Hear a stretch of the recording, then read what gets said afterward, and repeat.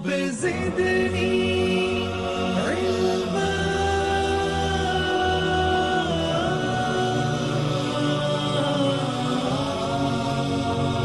رب زدني علما.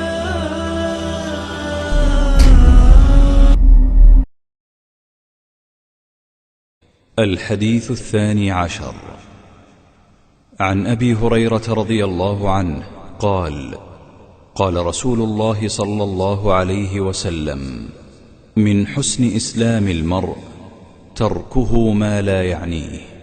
حديث حسن رواه الترمذي وغيره. اللہ اکبر.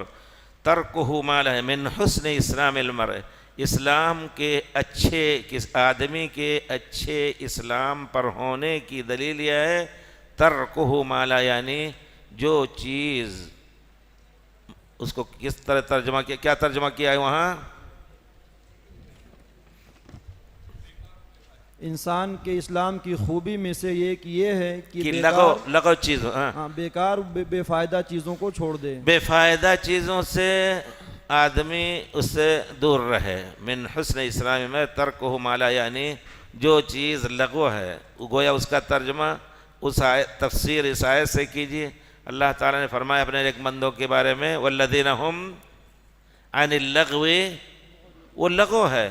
یہ زندگی جو ہے ایک ایک لحظہ اس کا حساب دینا ہے، لغو میں ہمیں زندگی نہیں گزارنی ہے.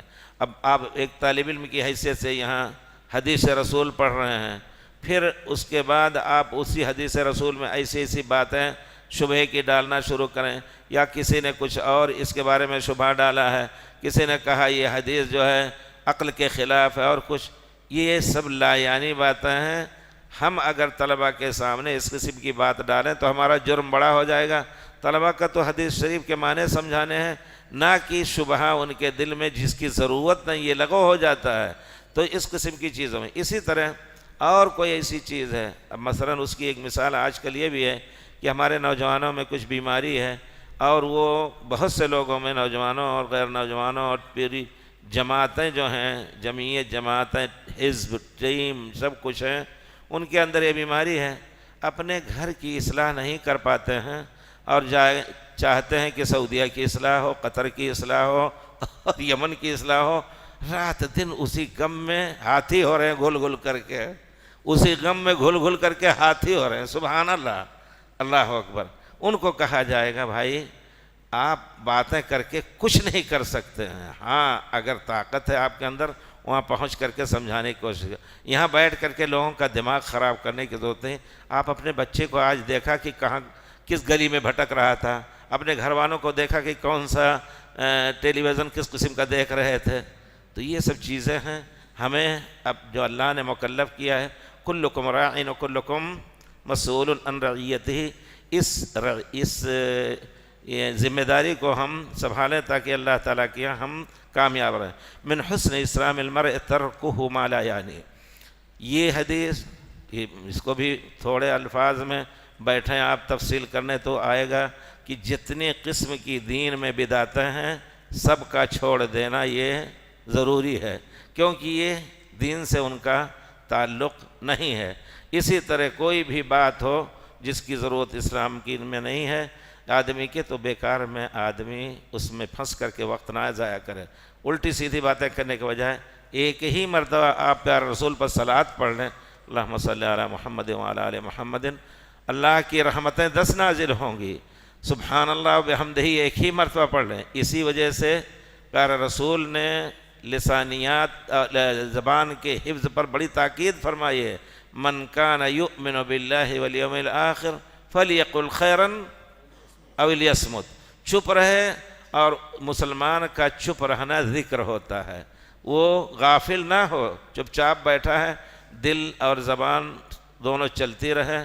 جیسے کہ پیارے رسول کے پاس کوئی آیا، یا رسول اللہ دل قد رق عظمی وضعفت جسمی وقد رق عظمی، ہڈی کمزور ہو چکی، جسم اب کمزور ہو گیا ہے. لا اقدر، بہت سی چیزیں جو ہم طاقت کے وقت کرتے تھے نہیں کر پا رہا ہوں. فدلنی علی عمل اتشبث بہ، ایسا کوئی کام بتا دیے جس کو مضبوطی سے میں پکڑ لوں. پیارے رسول نے کیا فرمایا یاد ہے کسی کو؟ لا یزال لسانک رطبا بذکر، لا یزال، استمرار رہے، ہمیشہ تمہاری زبان اللہ کی یاد سے تر رہے. یہ ہے ضرورت کی چیز. بیکار کی باتوں میں ہمارے نوجوانوں کو ابھی سے اس کی عادت ڈال لیجئے. اللہ کے ذکر کی لذت بہت بڑی چیز ہے، اس سے آپ لطف اندوز ہوں.